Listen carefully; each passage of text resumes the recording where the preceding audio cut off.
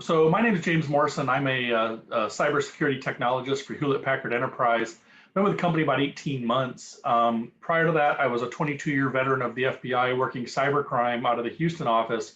In particular, started off in the nation states, 10 years ago, that's what we talked about, Russia, China, maybe a little bit of Iran. But the rise of cyber criminal activity over the last really 8 years or so has started to change the paradigm of conversation. And so with me today is Eagle Technologies. We want to have a conversation around this. And what do y'all think? I mean, y'all seeing the same thing, Adam, Brian? Yeah. Hey, guys. First off, my name is Brian Anderson. I'm VP of IT at Eagle. I'm in charge of customer-facing engineering and new product adoption. But yeah, to answer your question, James, we're seeing a lot of customers struggle right now. I mean, security has always been at the forefront. And I mean, I guess maybe the one silver lining here is that with it making the evening news practically every week, we're starting to see a lot of support from the C-levels down to fund, right, and to get some of these security initiatives moving. But what I see is I see customers struggling. People are having a hard time finding talent. Even the organizations that are lucky enough to have funded security, they can't find people to fill those positions fast enough. I just talked to a customer today that was tasked with finding someone in a large metropolitan area, and after 6 months, they had to ask management if they could go outside that city.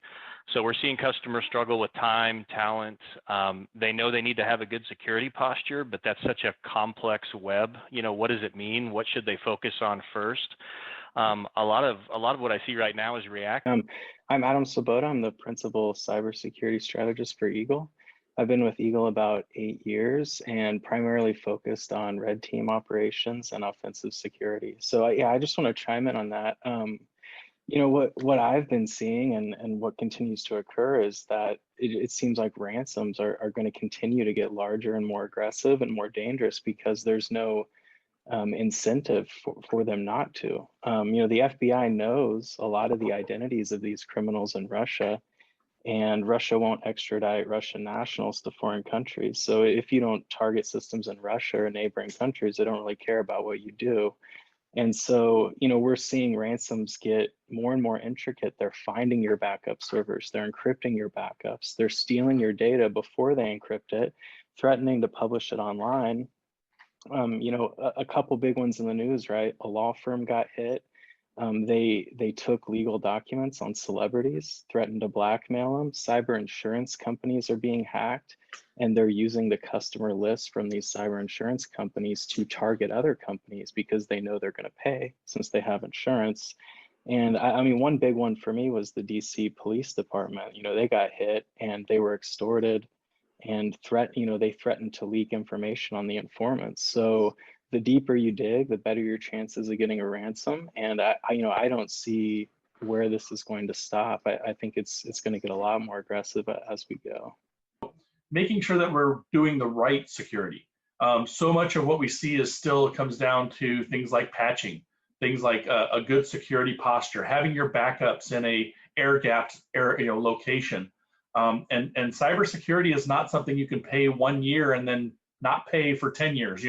I mean, this is it's going to be a constant drumbeat. And so we need to have better conversations. And you're talking about being a red teamer. I'm a certified ethical hacker too. Have you had a pen test? Have you had an evaluation of where you stand? And we have to do that. We can't ignore those. And there's a lot of argument around, like I said, for Kaseya, what did they know? How long did they know it? And every company that's going to get hacked is going to start having to answer those questions. Cyber insurance companies are stopping. Now they're coming back and saying, what did we already know? What is your posture? And they're going to do a post-incident review. And if they feel like you didn't do the right thing to secure your network, they're not going to pay your insurance premium. So it's becoming increasingly more important to do it right, and at least do due diligence along the way. Yeah, I mean, working at Eagle as a value-added reseller and integrator, we've felt a responsibility over at least the last 5 years to grow our own portfolio so we can help our customers with this.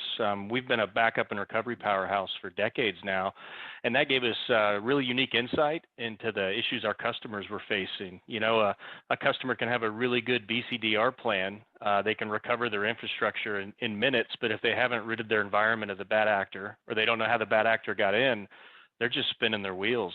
So You know, Adam started working about 3 years ago on our offensive pen testing lineup so that we could help customers have a better understanding of how easy it is to get into their infrastructure.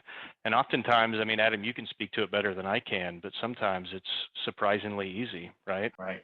You know, I was just gonna, touch to your point. A lot of the things that I see in pen tests is not only the vulnerabilities and, people often being the weakest link with social engineering and phishing attacks. It's having something in place in your environment that can log or aggregate logs from your endpoints. Like you may get hit by ransomware. There's not a product you can buy that's going to stop you from getting hit by ransomware 100%. But if you don't have the logging in place, a SIM, or you're not taking advantage of, some managed solution where people can look at those logs for you, you're not going to have any hope of tracking that down, looking at the forensical data and figuring out how you got hit, how you can stop it, and how it spread. So when we look at, phishing, credential stuffing, and third-party software exploits, those seem to be the top three right now, most common ways people are getting hit. There's 400,000 open cybersecurity jobs in the United States. And if you think you're going to hire the right talent, it's just not the reality. We got to work together, work with resellers like Eagle and work with IT companies, like HPE, and say, what are you doing right? And then what do we need to do? And where are we going with our transformation? What's next look like?